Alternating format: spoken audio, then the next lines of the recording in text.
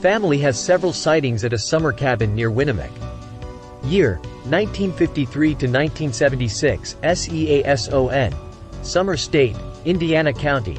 Pulaski County. Location details. All the sightings were near the Dentwood Cabins, right off River Road, just outside of Winnemic. Nearest town, Winnemic. Nearest road, River Road. Observed. These are my husband and his family's accounts. The first sighting was in 1953. The Tippecanoe River runs beside a cluster of cottages near the little town of Winnemic, in northern Indiana. A long suspension bridge spans the river and was the only means of getting to the 5 cottages, other than by boat. At each end, floodlights were mounted, and at night, each lighted the bridge halfway across. The bank of the river was rather steep. Behind the group of cottages, the woods were thick and dense. Children were not allowed to wander there, and play was confined largely to the area right around the cabins. 2 brothers, each with large families, had come for the weekend to enjoy fishing, boating, and just generally being together. My husband, one of the children, was then about 5. On this particular day, a group of little girls, his sisters and cousins, were playing between 2 of the cabins. The grown-ups, and some of the children, were inside. About the middle of the day, terrified screams came from the group of girls. When the adults, hearing the screams, ran outside, they found the girls crying hysterically, and pointing towards the woods. A huge creature, about 7 feet tall, walking on 2 legs, covered from head to toe, with long dark hair, was walking the other way, towards the tree line. He was walking upright, on 2 feet. One child was saying that it had touched her, others were saying that it had just one eye. A rifle was brought out from the cabin, and one man, my husband's father, took aim. He had the beast in his sight, held the gun for a few seconds, and then lowered it. Cries of, "Shoot him," could not persuade him to fire at the beast. When asked later why he didn't shoot, he said, "I was afraid that I might be shooting a man." One of his children, now, my husband, came running outside with the adults and saw the creature's back as he walked towards, and into the woods. 10 years later, in 1963, my husband, then 15, and his family, were once again spending the week in one of the cottages. Late one night, after all the others had gone to bed, he was down on one of the docks. Loving the river at night, he often walked its banks. On this particular night, he began to hear a movement coming from behind the cabins at the edge of the woods. He walked up the bank, and went around to the back of the cabin to see what was making such a ruckus. There, in the darkness, coming out of the woods slowly, was the same creature that had frightened the family 10 years ago. He ran back to the front porch, hurried into the house, and woke up his father. The 2 of them, without waking the others, went onto the screened porch, which was in front, towards the river, and in the darkness, with a .22 rifle and only the bridge lights shining, they waited. They began to smell a terrible stench, like that of rotten meat, getting worse as the creature neared them. This cabin was right next to the bridge. They knew that if the creature was going to cross it, he would walk right by them, about 10 feet away, and pass under the light. Inside the cabin, the family dog was beginning to whine. They stood quietly, and soon the creature was beside them, about 10 feet away. He seemed to be intent on going for the bridge. As he passed the porch, he turned and looked towards the teen and his father, but seemed not to see them, and didn't regard them in any way, nor the dog, which was now howling and tearing at the door. The creature made his way to the bridge. As he passed under the floodlight on the cabin side, he was clearly seen, as huge, covered with dark hair, and walking upright like a man. The smell was horrible.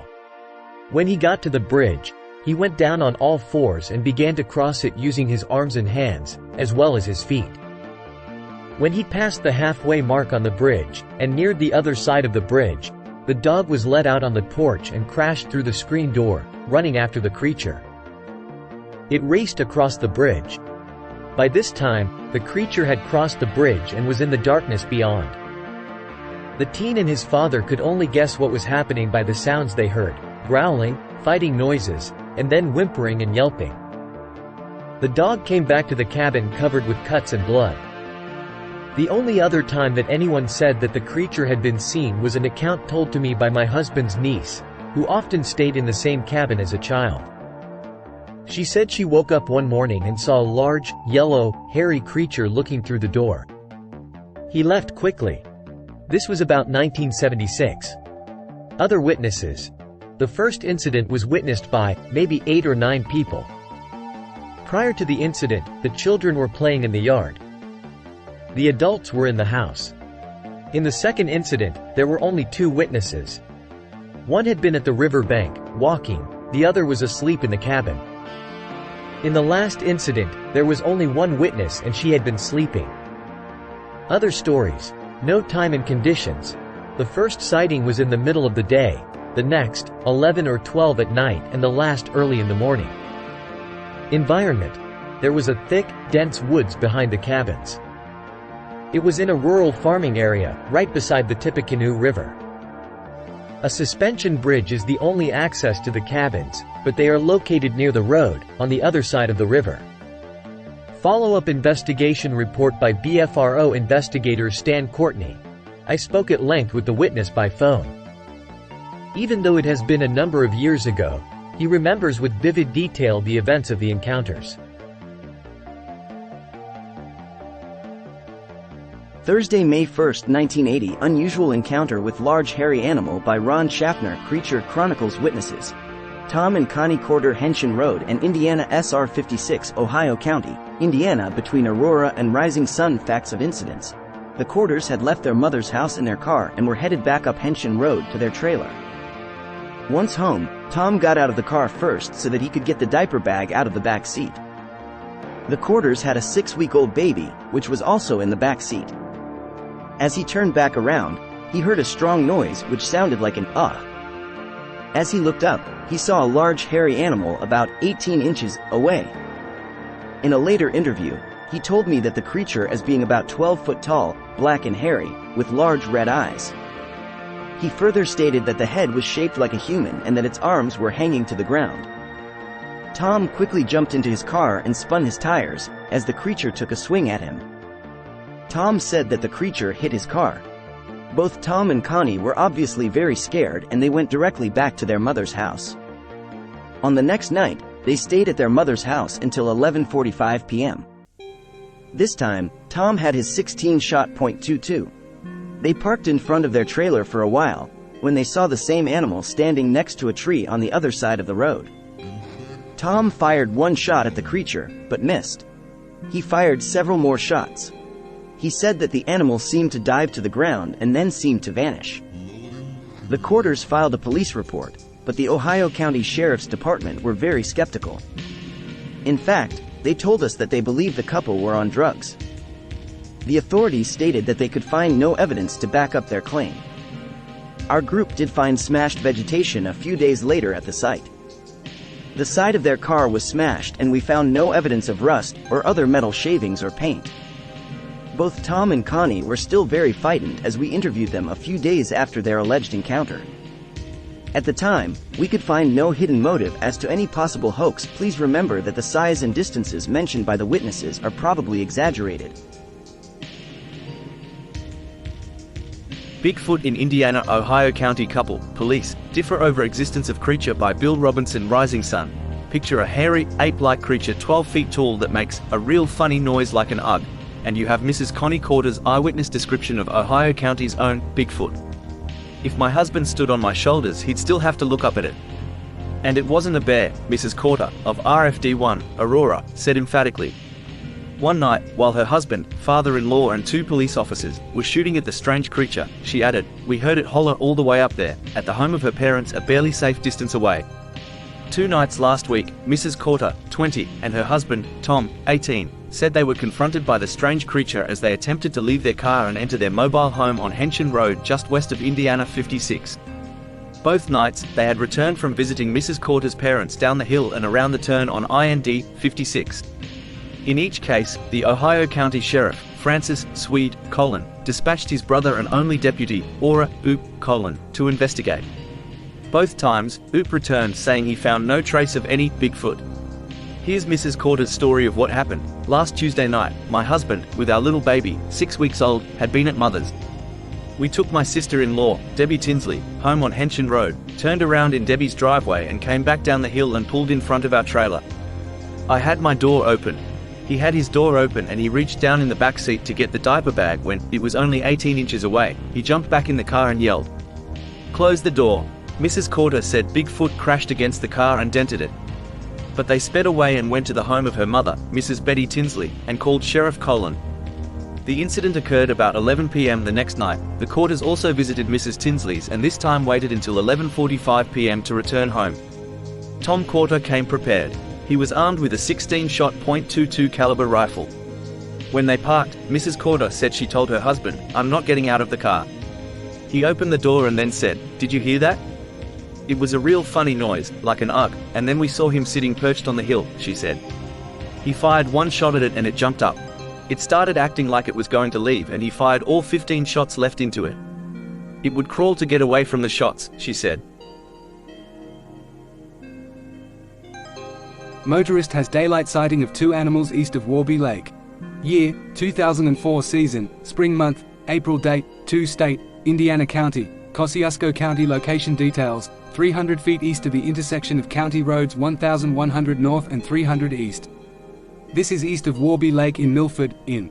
Nearest town, Milford. Nearest road, County Roads 1100N and 300E. Observed, on Friday, April 2, 2004, at about 5 p.m. my wife was returning by herself from a trip to drop off our daughter at a friend Backwood's house west of Warby Lake in Milford, Indiana. She was traveling east on County Road 1100 North. She approached the intersection with County Road 300 East, which leads into Oswego, and came to a stop at the stop sign. She looked left, right and briefly ahead. Before beginning her turn, she noticed movement directly ahead on Road 1100N. She saw crossing the road from left to right, heading south, approximately 250 feet ahead, 2 large, black, hair-covered figures, taller than an average man, walking on 2 legs at a hurried pace. Her first reaction was to say out loud, "What the heck was that?" The way they were walking very close together and hurrying suggested that they were aware they were exposed in the open and wanted to get back to cover quickly. By the time she saw them, they were in the middle of the road, but she saw them take 5 to 7 steps over several seconds. They were stooped forward and looking down and swinging their long arms quickly. After this, they entered the woods. She said they were close enough to have scared her if they had looked her way. Also, they were close enough to see they were not just men in black clothing, as there were no divisions where shirt, pants and a hat would be, only solid black from head to toe. My wife, who is a college-educated professional, then made her turn onto 300E, thinking she would then have something interesting to tell me immediately upon arriving home. When she reached home, however, something else unusual happened. Instead of telling me, she apparently blocked out or repressed the experience from her memory, as if in denial. I have been a Bigfoot enthusiast for many years and have read of this happening before to people seeing a Bigfoot. It is like your mind refuses to believe what the eyes are telling it because it is so new, different and without a reference point. About 2 days later we were talking and I said something that brought it all back to her suddenly. She then told me the whole experience in detail, showing signs of alarm and even imitating the way they walked. Of course I wasn't about to believe her without asking questions. After all, I was the biology major in college, I'm the outdoorsman and I'm the Bigfoot enthusiast, I'm the one who should have seen them. I asked all the typical questions that the BFRO interviewers asked and she answered them all correctly, even adding additional detail. I asked if they might possibly be some young high school guys in all black gothic clothes, as some of them like to wear. The answer was, they were absolutely not men in black clothes. The thought also occurred to me that she was messing with me, playing a joke to mislead me, so I asked. This was the last straw. She got hurt and angry with me for not trusting her after 27 years of marriage, and I got the silent treatment for 2 days and had to do a lot of apologizing. I'll have to just agree with her. Based on the evidence, she saw 2 Bigfoots crossing the road. Wish I had seen them. Hopefully, by learning as much as I can about this creature, I will be able to remain calm enough to stay and observe it, if I ever see one, instead of freak out and run as most do.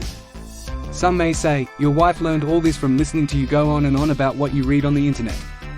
Believe me, when she tells her story you can tell it was a very real experience for her. Whether anyone believes her or not, she knows what she saw, and will say so. Also noticed, nothing. Other witnesses, none. Other stories, have heard, possible vocalizations, screams, when camping. Southeastern Indiana. Time and conditions, clear environment, low, wet-looking area on north side and wooded on south side of road. Follow-up investigation report by BFRO investigator Stan Courtney. I spoke at length with the witness by phone. She described the animals as being somewhat taller than 6 feet tall. They walked kind of humped over and in a hurry.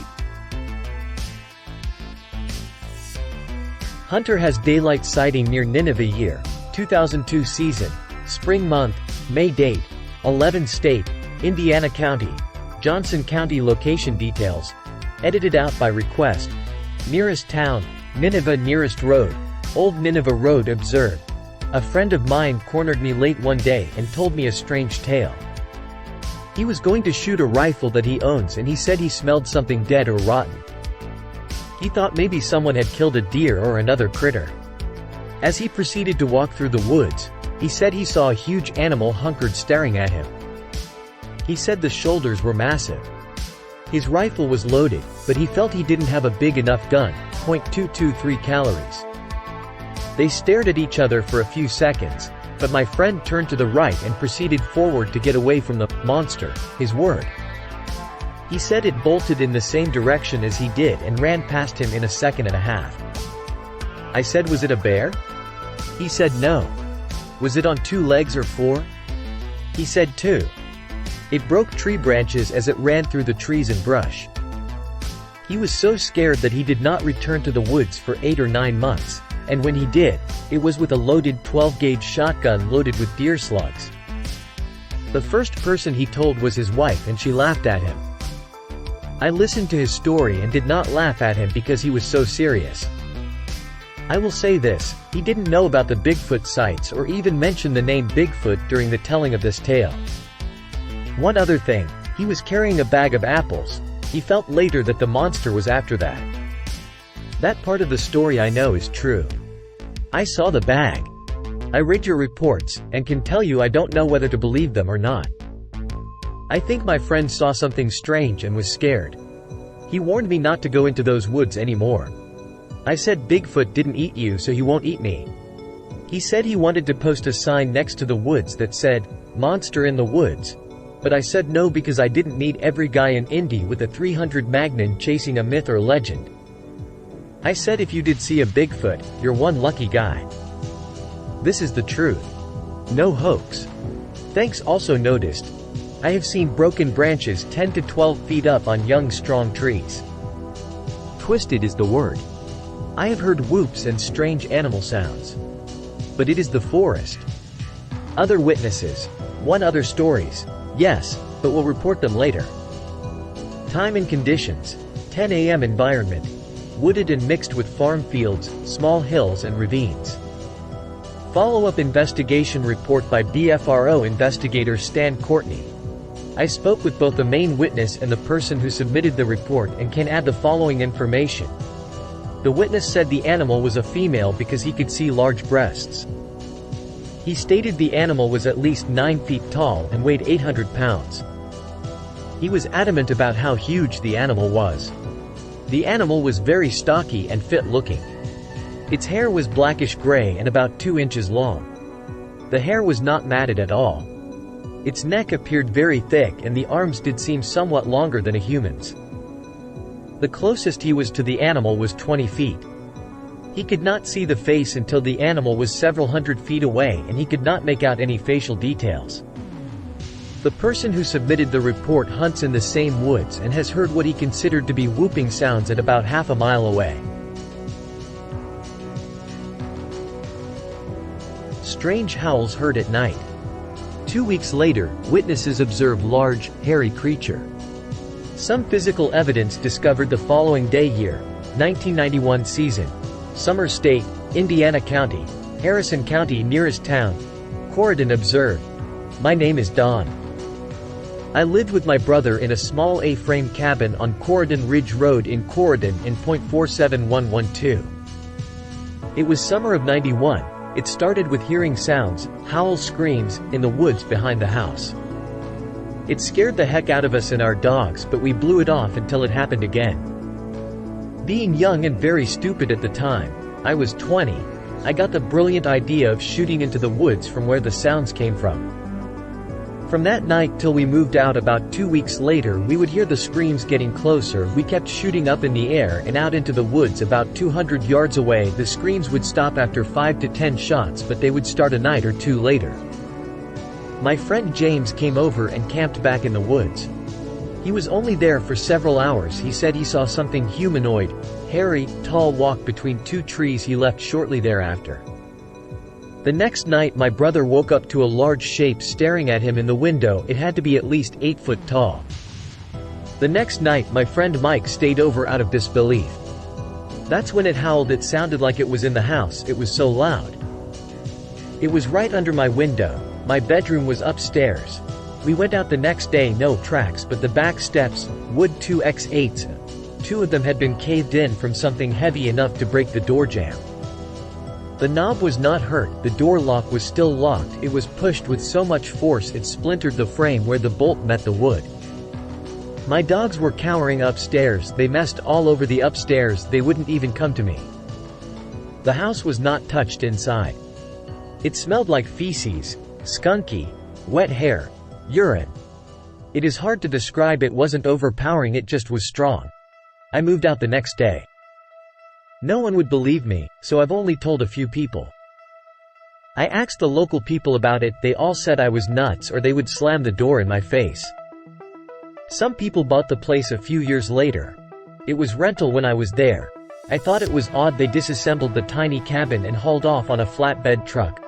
They sold the land. There is a large brick home there today. Corydon is in Indiana, Harrison County, USA 47112. If you want to ask any questions, contact me. I never saw anything. I guess this would be a Bigfoot. I don't know what else it could be. Environment: woods near a forestry, a lot of sinkholes and caves. Woman recalls afternoon sighting near the outskirts of Marion. Year 1975. Season, summer month, July. State, Indiana. County, Grant County. Location details: it was in a woods at the end of 12th Street that is no longer their nearest town, Marion, in Nearest Road, 12th Street. Observed, when I was a little girl, before I'd heard of Bigfoot, I saw in a small woods down from our house what I called a big white hairy thing. It was in the mid-70s, in Indiana. I've never reported it to anyone other than my family, who were witness to my subsequent hysteria. The big white hairy thing was a beige-white color with a cone head sloping back from its brow ridge, short hair over its entire visible body, except for its hands and face, longer hair like a cloak over its shoulders. It was June or July, summertime. Its face was brown like leather, its eyes piercing black, a broad flat nose. It was eating blackberries from the bushes. It must have felt me looking at him because it turned to look at me, and when it saw I saw him, he took 2 large steps into the wood and disappeared. That's when I screamed. Being only a small child, no one really believed me or tried to tell me it must have been someone in a coat. I've never forgotten it. He didn't seem menacing at all, but it really freaked my little self out. Other witnesses: I was the only one who saw it. The other kids were playing ball in the road in front of our house. Time and conditions: afternoon, broad daylight environment, grassland very high, bordering a small woods. Follow-up investigation report by BFRO investigator Rachel Luffman. I spoke with the witness over the phone and found her to be very credible. She added the following details: she was 9 years old at the time, and what she saw made a lasting impression. She was able to observe the Bigfoot for about 2 minutes from around 70 feet away. It was stooped over, holding onto a blackberry bush with one hand, and picking berries off with the other. It was standing at the edge of the woods in tall grass. The grass was about 4 feet high. She estimates the height of the creature to have been 7 to 8 feet tall. The head seemed to rest directly on the shoulders, with no visible neck. The shoulders and torso were wide. It was muscular, and she could see the muscles moving when it walked into the woods. Overall appearance was clean. The hair was long on the shoulders and head. It moved when the creature moved. The hair on its head made it look like it was wearing a hood. Color of the skin was a camel brown. The face and hands did not have a lot of hair. There was hair on the lower face, like a beard. The eyes were black and seemed small. The cheekbones were wide and the brow prominent. The nose was like an Aborigines. The face was flat, with not much of a chin. When the Bigfoot looked at her, its expression was not aggressive or even surprised. It just turned and left. Man remembers observing creature taking food while camping near Manchester. Year 1984. Season, summer month, August State, Indiana County, Dearborn County nearest town, Manchester, in observed. My sighting happened while camping a mile into the woods where several reports were told to me in southeastern Indiana. I saw the creature from behind and the side while it was squatting down and eating our food that we had tied up in a tree, about 12 to 15 feet up. The night was a very clear, hot summer night, with a 3/4 full moon. The encounter started with hearing vocalizations from off in the distance that moved closer to our campsite. The woods were dark and the only visuals we had were from the light of our fire. We could hear heavy footfalls the closer the creature got to us, and we heard splashing as it rounded a pond that was at the bottom of the trail, down the hill from us. With this, the 5 of us freaked and ran into our tent to hide. We could hear branches breaking along the path from the pond as the heavy footfalls got closer. With that, we heard a loud snap which we believe was the branch breaking where our food was tied up. The pillowcase it was in was shredded, and we heard the unmistakable sound of plastic bags being ripped apart and crunching as it ate our chips and Doritos. I heard the sound of what I can only describe as an aluminium can being torn apart. With that, my curiosity got the best of me and I raised up from my kneeling position to peek out the tent window. About 10 feet away from the tent, this huge dark hairy creature was squatting licking out my can of bean dip. When it had finished, it casually tossed it into the weeds, poked through the remains of the chips, stood up and walked on up the trail, over the hill. I would estimated this thing to be about 7 to 8 foot tall, very muscular build, large powerful thighs and arms, covered in dark brown, black hair. Its head was set into its shoulder muscles kind of like a gorilla. Also, it had a gamey smell to it, kind of like a really dirty, wet dog. At dawn we investigated the area and found the bean dip can just torn open.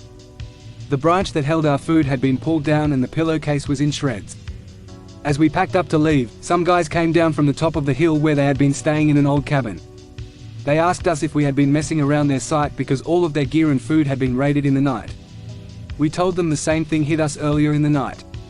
With that, we packed up and left post haste. Also noticed, just the amount of vocalizing it did as I got closer. Almost like it knew we were there and it was warning us. Other witnesses, there are 5 of us that night, only I will talk about.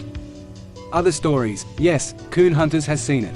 Time and conditions, midnight, 3/4 moon, clear night sky, warm weather environment, in a small valley just uphill from a small pond between 2 heavily forested hills. Follow-up investigation report by BFRO investigator Eric Lester. This report is interesting in the fact that the creature boldly came into camp without seeming to care how much noise it made in the process. This can add a sense of disbelief, but after speaking with the witness at length on the phone, I find him to be sincere about his experience.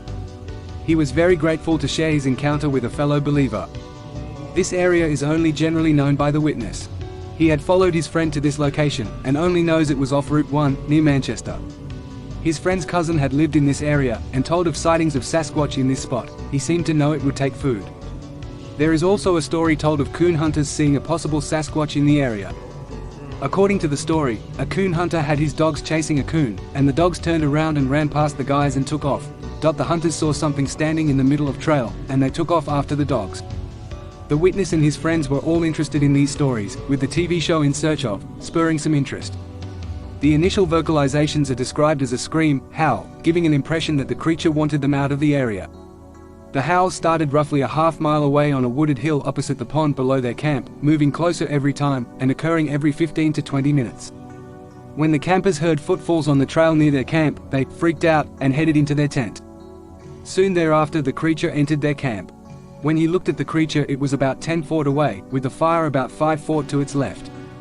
The creature was there for 5 to 10 minutes, and he watched it for about a minute in the light illuminating from the campfire.